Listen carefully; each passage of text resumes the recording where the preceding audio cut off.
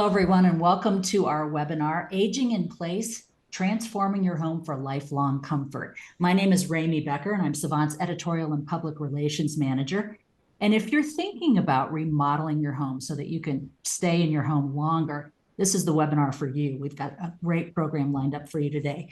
We'll be taking your questions throughout the webinar, so if you have one, please feel free to use that little Q&A icon and ask your question right away. Now, remember, we'll be able to make general responses to your questions. We won't be able to comment on any kind of specific issues that you may be experiencing, but certainly general topics would be appropriate. So, instead of a set agenda today, we're going to focus on two areas broadly. And the first has to do with the remodeling itself, and then, how you make your home still stay beautiful and livable and have style and maybe not look like a hospital ward as you age in place. And so with us today, we have two very knowledgeable guests.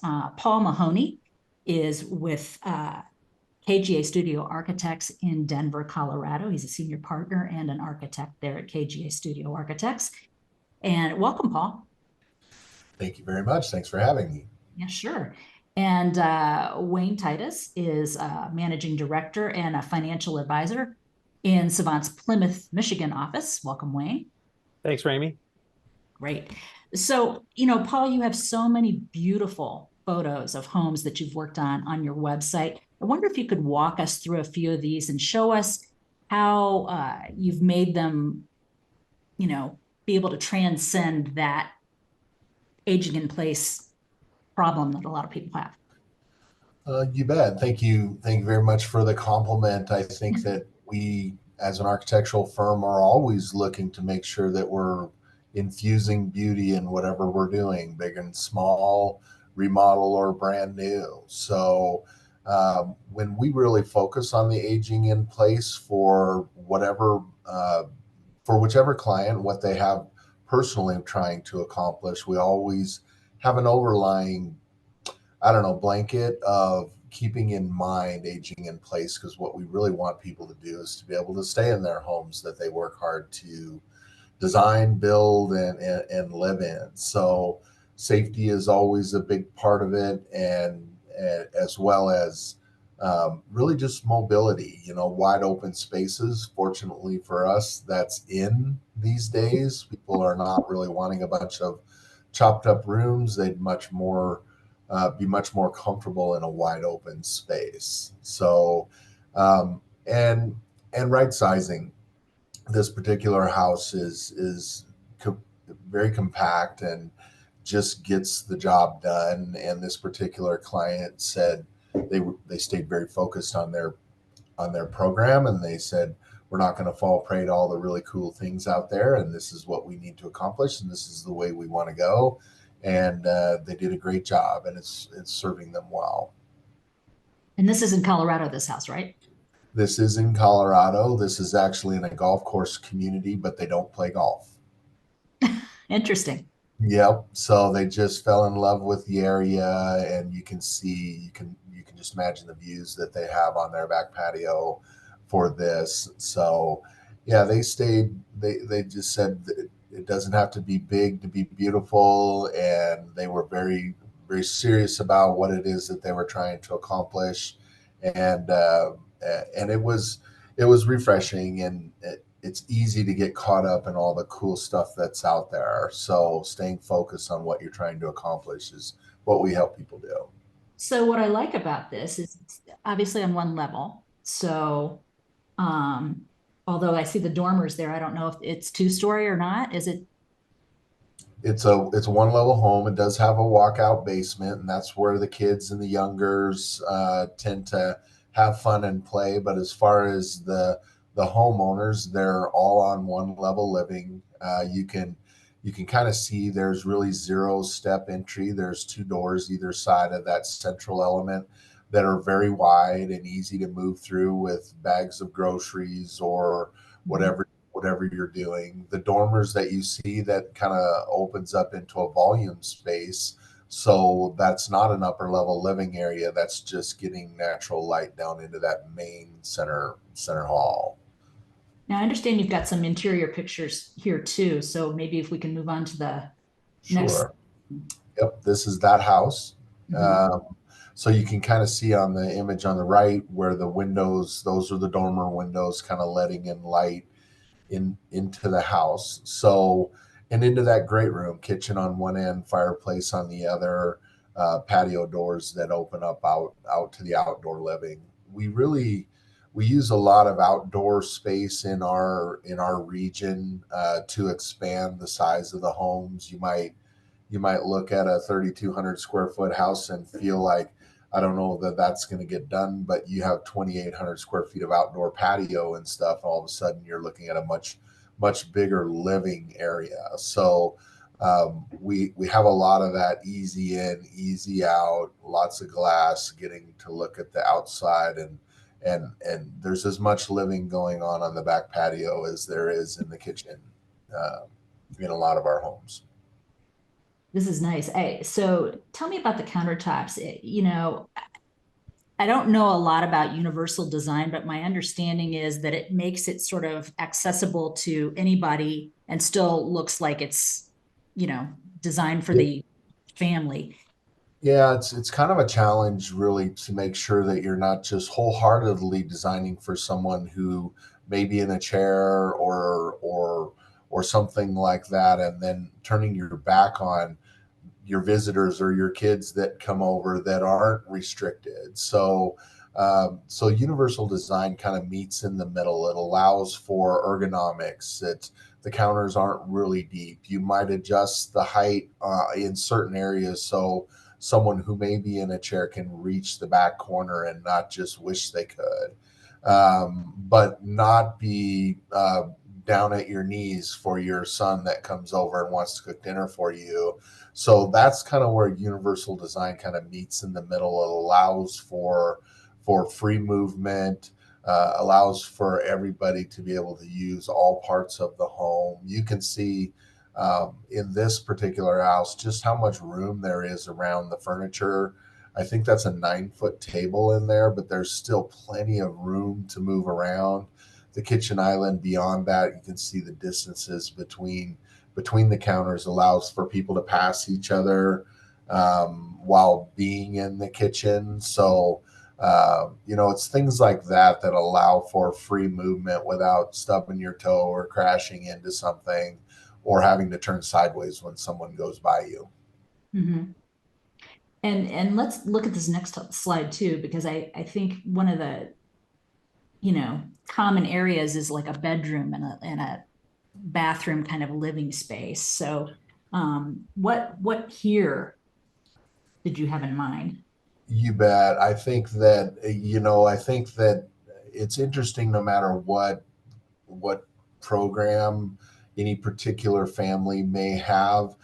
All homes have certain aspects that are inherent. The bedrooms, they all have bathrooms, they all have kitchens, they all have garages, things like that.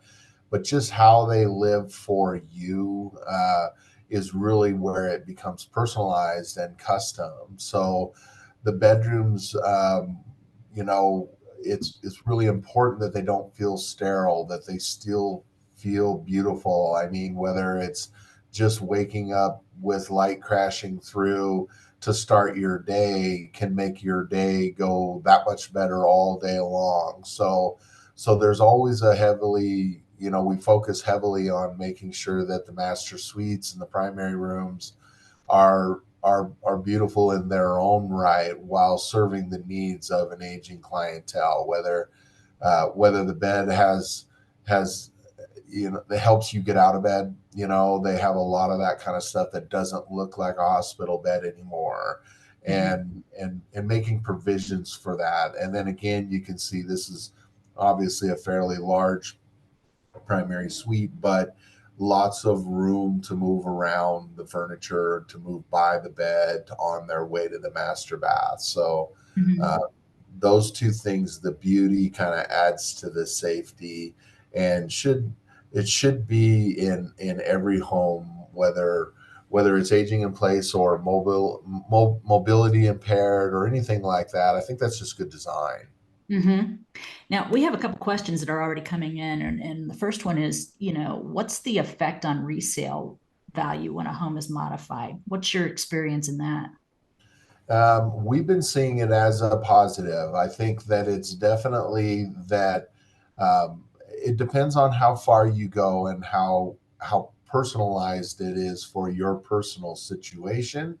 But Mhm. overall, larger, less cluttered, easy to move through, and wide open spaces and aisleways between countertops and wide halls and roomy bathrooms appeal to every demographic is what we see. So I think it's definitely a difference between the way that my parents and grandparents grew up, where there were a lot of rooms and a lot of doorways in a house and a lot of hallways to get you there and banging into trim and stuff like that. Unless the home was really, really large, it can get, and then you fill rooms with furniture, it can get very crowded very quickly. So today's demographic really wants the wide open, less cluttered look as shown here. It's a very large room with two or three pieces of furniture in it. I think that appeals to the younger people as well. So that doesn't affect, it actually helps resale.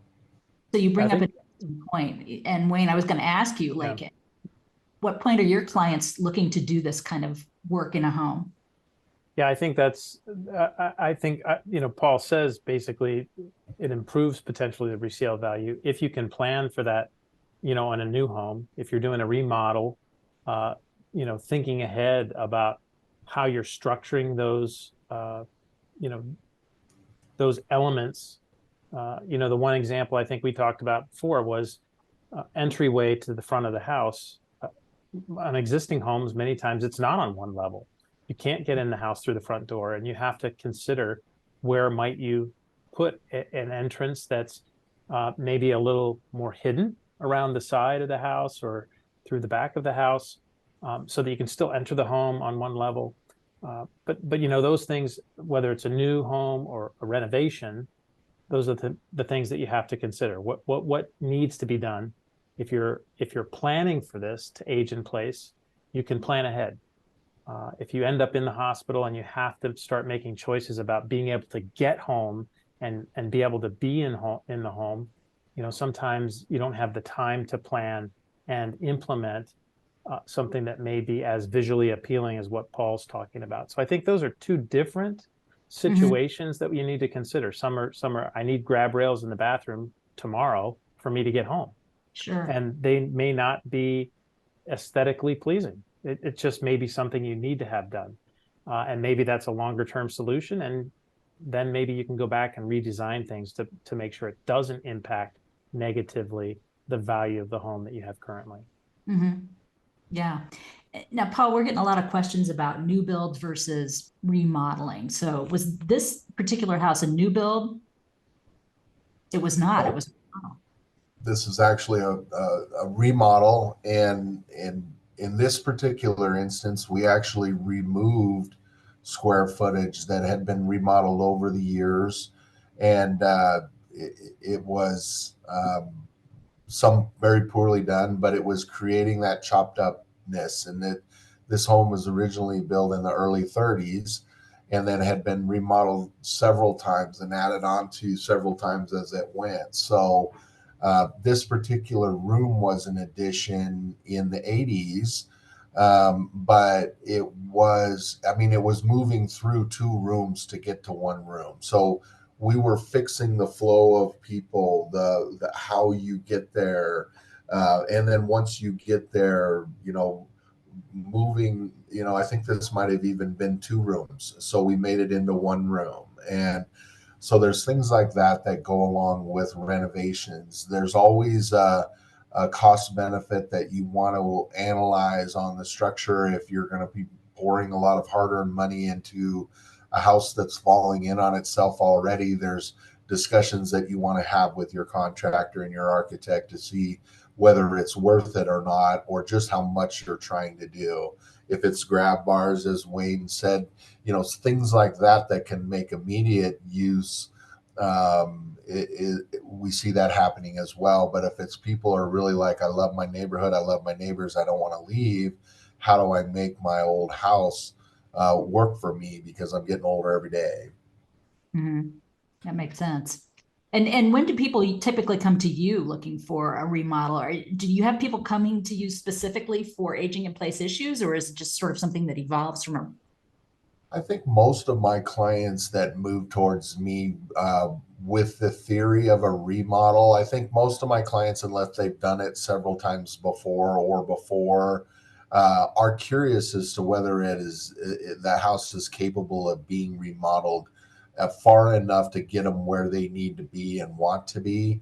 I think so. A lot of them come to me going, I love it here or whatever, but I just can't see it, and that's understandable. I think that's really our job, where we can see through the muck and mire and see the potential in something, and then we have those conversations whether that's going to create. There's going to be a lot of work to get you where you want to do. Maybe we need to look at either removal and replacement, or you might need to move a couple blocks over. There's a better house.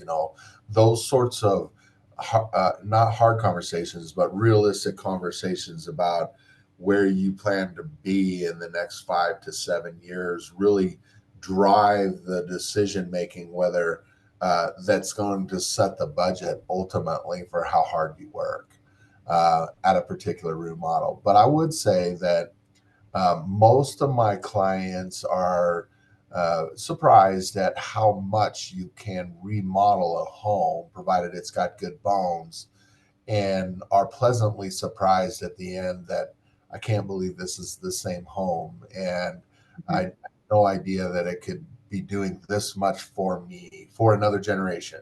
Mhm. Interesting. Do you happen to remember what the original cost of this home was, and how much they spent on the renovation? Well, this particular renovation was multi-million dollar because the home itself is over 10,000 square feet, I think, Ah, on 2 levels, no basement.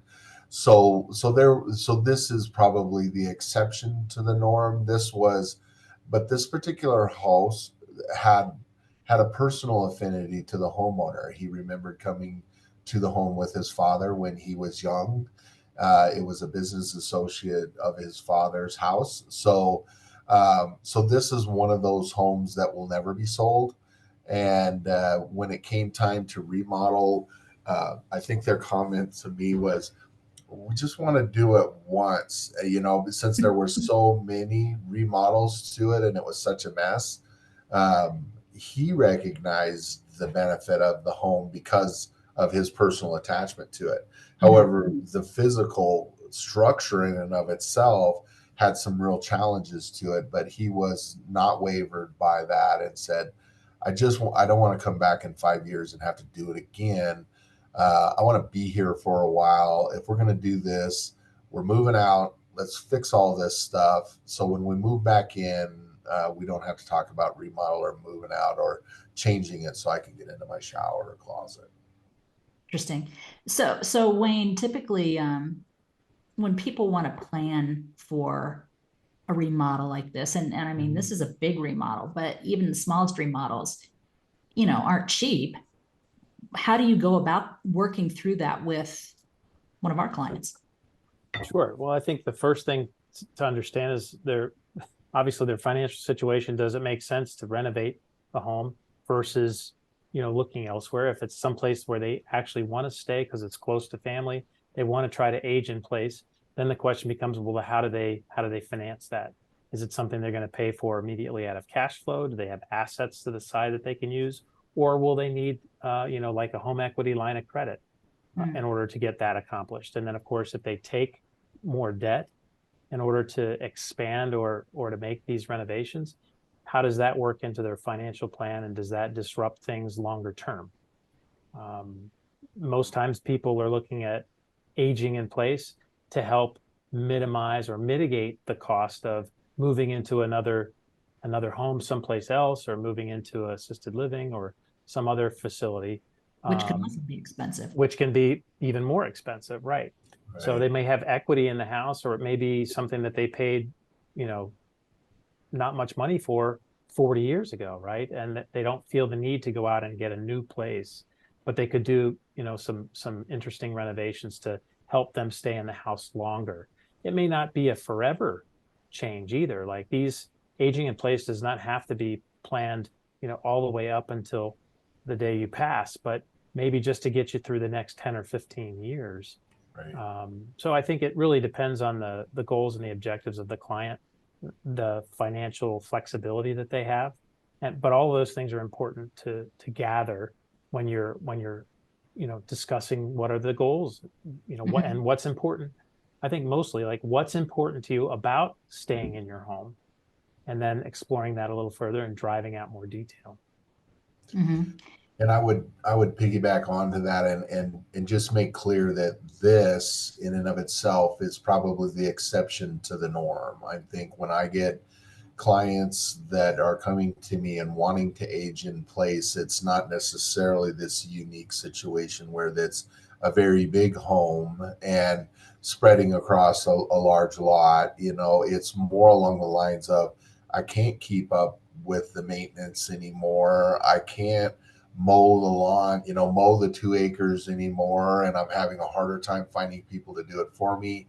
So a lot of times a big thing in people's program is maintenance free, is ease of living and aging in place. Ease of living is a big part of that. We talk about room to move by each other, but it's also knowing that the house doesn't need paint every 18 months, or it's going to look shabby for a year until I get around to it or find someone else.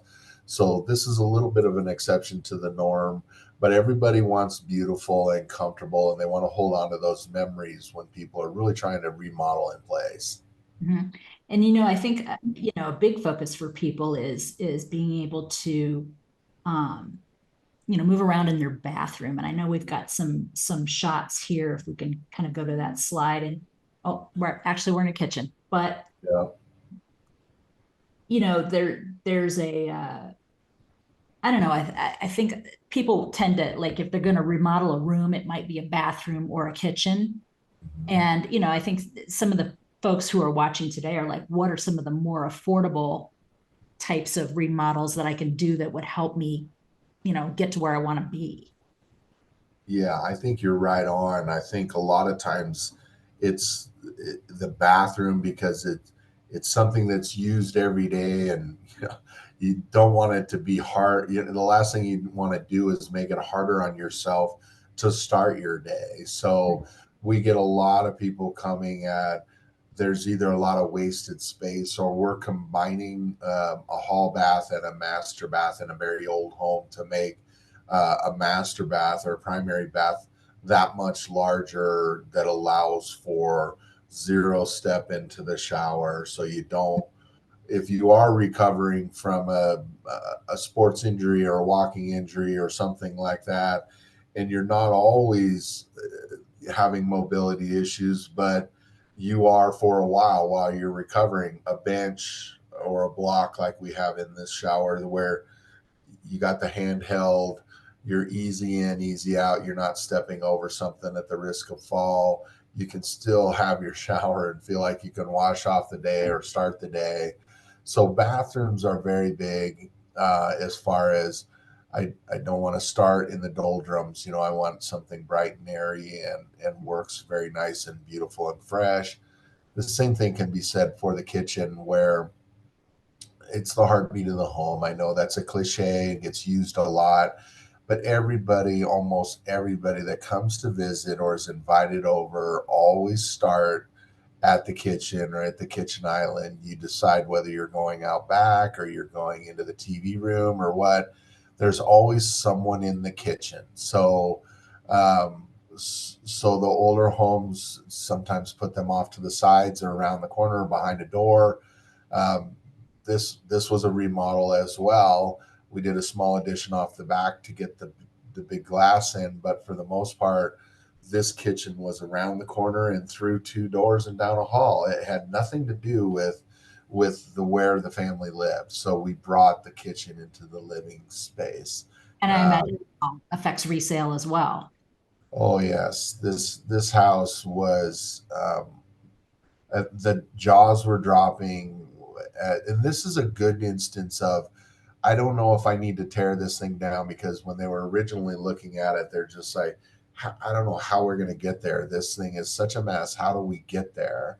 So Mhm. that's where we come in, where we lend our experience with just initial ideas, conversations, rest slow some people down from panicking over just how much work it might be and how much it might cost.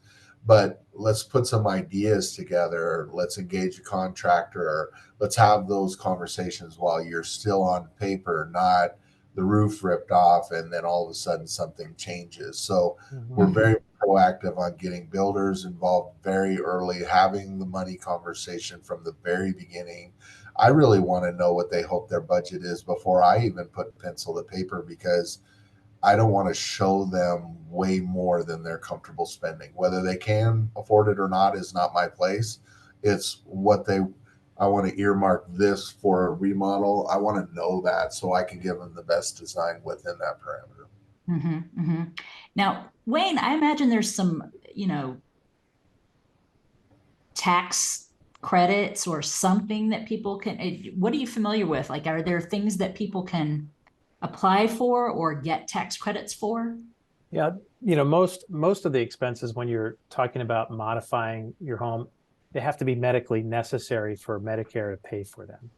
So there's not renovation credits that you're going to get. There's energy Mhm. credits if you're putting in other types of energy saving uh, you know features through that design process. But really, most of those things have to be medically necessary. And and if you're aging in place, you're anticipating, in essence, in some ways, that you're going to need those changes, and those things aren't going to be covered now by Medicare. So I wouldn't bank on that. But there are other tax consequences. One of the questions actually that's out there now is how can refinancing occur without having large tax consequences? And now doesn't seem to be a great time to be, taking on debt with higher interest rates. And those are astute observations. But honestly, if you're planning for something in the future, taking on a little bit of debt and maybe paying a little higher interest rate now still may be affordable for you as an individual or as a couple.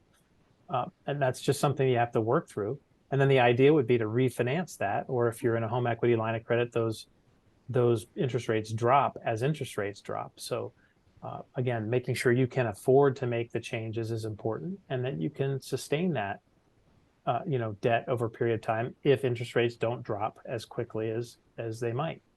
So I think it's important to understand that. It's important to understand the tax consequences of selling assets, whether it makes sense to take on and pay the tax now Mhm. at lower capital gains rates, which may be higher in the future. So there's other planning aspects that you need to consider that you can work through, with your tax advisor and your financial advisor. And now, while you have a paycheck coming in, it might be a little easier to think about something like this. But, Yeah. let's say you recently retired and you fell and you hurt yourself and you're thinking, Mm. uh-oh, I actually need to do something like this. Are there I mean, hard to get financing once you're retired. Yeah. 'Cause you don't have a steady paycheck coming in. So how do you, think about it then?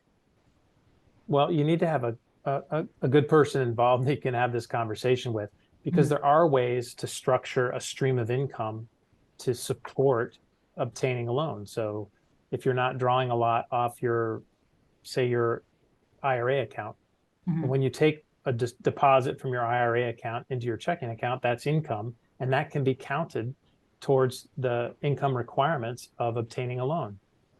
So there is a way to do that, to increase your income for a short period of time to qualify. And then if you don't need that stream of income, you can turn that income off. So qualifying for the mortgages now is important.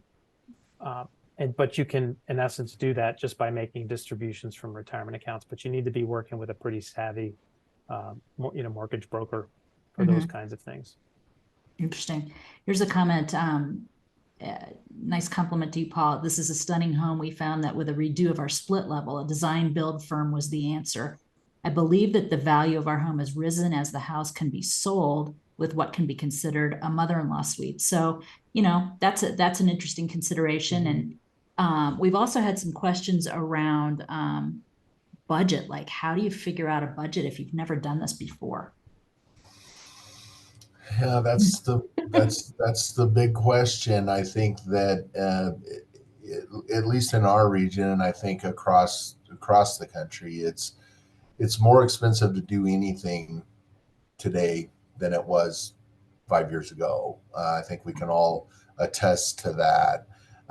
Set aside all the efforts and the challenges focused on labor and supply chain and the right contractor. And I mean, they have TV shows on what projects go south, right?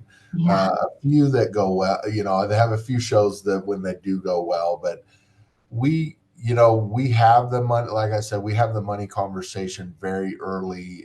A lot of times it's going to start with a comfort level with the client, because most of them, like I said, unless they've done several projects and even recently, are going to be unaware how far their dollar is going to go. So it's almost initial conversations that we're having is, what do you want to spend, and then what do you want to do? And I can tell you that it's never like this. It's, I want to do all this, and I want to spend this, and and I caution my clients that that doesn't make you unique. That makes you one in the fish, one of the fish in the barrel. Everybody wants to get the most that they can. So it's not.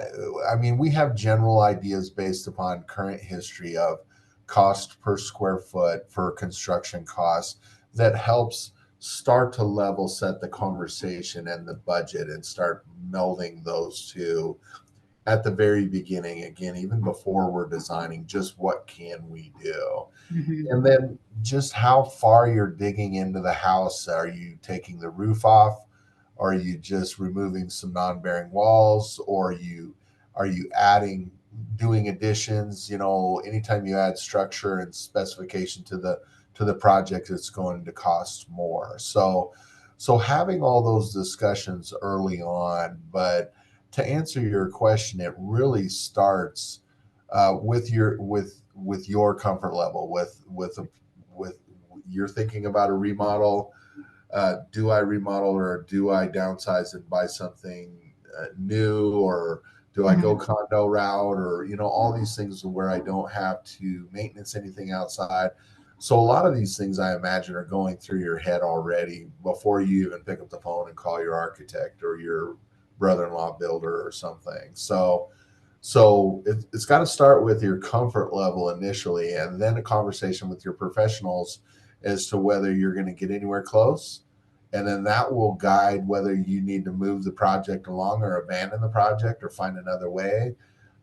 If you're close, then we make sure that we don't go overboard, and we do pricing all along the way, and we make sure that you don't spend architectural fees, get all the way to the end, and find out that some they're standing there saying we need to come up with a couple hundred more grand. That's never a good conversation to have, and that's never a good conversation to be told to you. So it starts with what you're comfortable, what you're thinking about spending, and then ask a professional. And speaking of professionals, Wayne, what are your thoughts on that? Yeah, it's interesting because in the very beginning, I think, Paul, you even said, it's a lot easier when somebody comes to me and says, "Hey, this is how much I have to spend," rather than me putting all the ideas down and then having them say, "I can't afford that." And Yeah. so one of the ways that we would approach it and do approach it with our clients is say, these are what your, goals and objectives are. This is what your forecasted cash flow is. How much could you afford to take on if you were thinking about this kind of a project, and work it into your financial projections and basically say, hey, there's still a 90% chance of, leaving money at the end of your projection, by taking out $400,000 of debt to do these renovations, or $200,000 of debt to pay cash out of your current investments, or whatever the means are to get this accomplished. But I think working almost in some ways backwards, which isn't really working backwards, it's working it into the plan, understanding what your current plan is, and then modifying that plan and saying, let's check out this scenario. What if we did this? What if we did that? And then being able to go to Paul and say, hey, Paul, here's three different ways we can do this. And in these different scenarios, we could spend X, Y, or Z. What can you do for us within this budget? Yep. The best bang for the buck. I would agree with you, Wayne. I think it's the last thing that we want as a firm. And I think, is you can have the most beautiful remodel, this kitchen per se, but if you way overspent and it totally wrecked your long-term projections that you've been working on for the past 10 years or 15 years or whatever, and you're going to be angry every time you walk into that room, all of a sudden the beauty goes away and you're disappointed. And even if and then you're asking yourself, I need to sell this so I can get my money back, so I can get back on track. That's not a successful remodel projection for us. That's why we have the money conversations early and often, is because whether it's our fault or not, I don't want to be looked at as you designed something way over my budget or beyond my scope, or this isn't what I wanted, and then you're upset. That's a failure of a remodel, even though that might be very beautiful.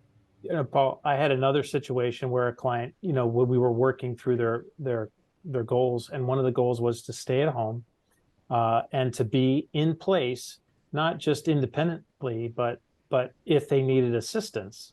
And so we actually work with them to design what that budget might look like for renovations, to have a live-in care, that where they had a separate, not a wing, but basically a little separate area, so that they had privacy, even though they were living in and taking care of this patient. And those aspects of things, I think, are another thing to think about as you're aging in place. What do you want? Do you want to be in a continuing care facility kind of progression, or do you want to try to stay at home through that kind of a situation? And then what modifications might you need? And then what does that budget look like to get you there? Yeah, and the flexibility of those spaces too. Well, it might start out as I need I need a bedroom and a bathroom that has a private entrance from the outside so they can come and go. But how does that room flex when, say, you do pass and the house is on the market and you want it to be viable? Is that just a room at the end of the hall that everyone's going, well, I don't need in-house care right now. What can I do with that? So we're always thinking about how the rooms can repurpose and lightly remodel into something else, a craft room or a workshop or something like that. But we have a lot of clients that are anticipating their parents coming to live with them. Mm-hmm. So we're doing a lot of that. While it might not be the homeowner aging in place, they're bringing on their mom and dad or their aunt to age in place with them. So that's the kind of flexibility that's just good design, to have more room. But there might not be somebody aging in place yet in this kitchen at all. However, your grandma might come to stay with you for an extended period of time while she recovers. You don't want her edged out of the kitchen. So that's the good design aspect. Paul, you talked about some things that are typical for safety.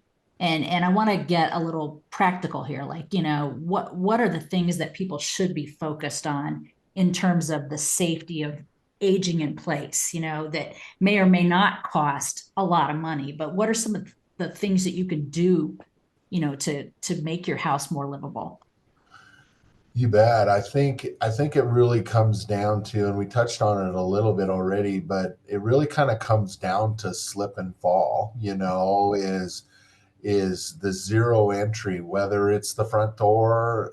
It's a little bit harder when you have split level homes that are aged as such, but having that ramp around the side, or taking up space in the garage that allows for you to get ramped into the home. And then once you're in the home, not having to trip over a bunch of stuff. The sunken living rooms, this particular house actually had a sunken living room in it that we overframed and made all one level. So it kind of comes down to slip and fall when it comes to to those are very easy. Those are big bang for the buck. Once you do those, you appreciate those every day when you walk by or walk over it instead of having to maneuver over it. Right. The reaching for handles and stuff that are easy to turn on and off, so you're not struggling. The lever style handles and stuff. That's very easy. You could get that at your Home Depot or Lowe's or something like that.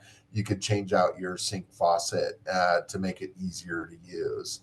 We've had some questions about carpeting too, while we're talking about that. I imagine, if you've got an area rug, it might be, easy to trip over that, or a runner or something like that. What do you suggest? You bet. I think just whether it's all about fashion and it's this big curly Q shag rug or something that you just love, I mean, you're going to have to eventually decide whether that's worth it or not. But I think taping them down, I think, and the materials that you're using on the floor. In this house, you can see the rug over against the cabinets. On that side, it's right next to a door that comes in and out of the house. A lot of traffic going to the backyard, and carpet taped it down, and so it's not tripping over it. But it's very low nap, and you could step over that without even knowing that it's there. So I think the type of materials, the hard surfaces versus the soft surfaces, but you can also get very beautiful carpet that's that is durable, that you can walk over and not trip over, and has design to it and allows you to get color. It's just, I think the days of the really long shag may be gone for you. Ramey, the other thing that I was thinking too, as a simple solution is, there's so many smart home devices now that are helpful. You can have switches installed that are occupancy switches that come on when you walk into a room, or you can have them connected to your smartphone, where you can actually turn all of the lights off in the house at the same time, or turn them all back on, or change the temperature, for different locations. I mean, so those things, technology is making our life more difficult in some ways, but certainly much easier in other ways. So I think you have to balance, what works for you, but those are, some other simple things that you can do around the house. Yeah. And I think we have to also consider that, Paul, you and I are in the Denver area. It's not cheap to live here in Denver. Folks who live in other parts of the country have a lower cost of living. So the cost of these things is going to be different wherever you are, I imagine. And, I have to laugh sometimes when I watch HGTV and they're, they look at this complete remodel and like, what did you spend? And it's like $15,000. And I'm like, no way. Yeah. So, And it's in 2 weeks too, right? right. Done in 2 weeks. Yeah, no, and I would agree with you, Ramey, and Wade as well. I believe the technology you don't have to go all in for it to be a benefit. Sometimes when you go all in, that's where you start asking yourself if it's worth it. But not having to get up to see who's at the door because you have a camera out there. Yes. Not having to get up and go across the room to adjust the heat and the cool. You can do it from where you're sitting. Anytime where you're not running a risk of slipping and falling, whether you're in recovery or you're at that certain age or something like that, it's going to be better for you. Yeah, that makes sense.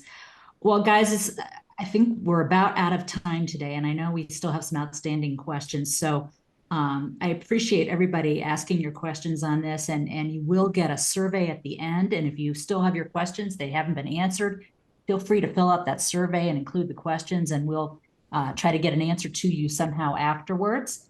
Just want to thank, both of you gentlemen, Paul and Wayne, for joining us today. And, Paul's with KGA Studio Architects in Denver, that the website there, I think we had a slide for that. It's KGARH. There you No, go. that's not right. KGARCH.com. So, yes, I can spell. It's not very easy.